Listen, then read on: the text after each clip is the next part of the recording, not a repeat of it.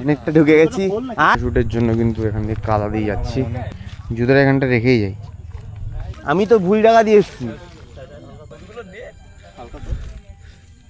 এদিকে এদিকে এখান থেকে অত দূর যাওয়াটা আমাদের খুবই টাফ ব্যাপার ছিল।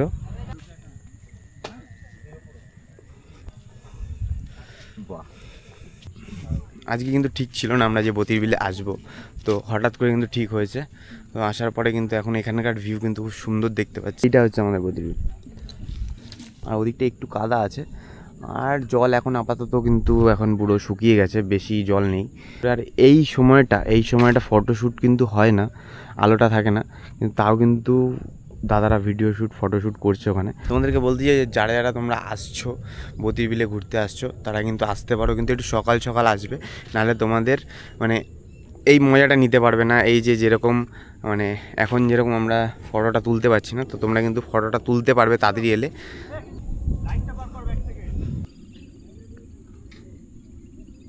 আগে ভাবতাম যে অনেকটা দূর, কিন্তু আমার বাড়ির থেকে আধ ঘন্টার মধ্যে আমাদের বতির বিলে চলে আসা যায় আমাদের বাড়ি থেকে।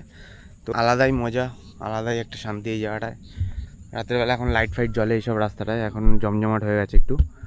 টাটা বন্ধুরা, তোমাদেরকে এরকম সুন্দর সুন্দর ভিডিও দেবো।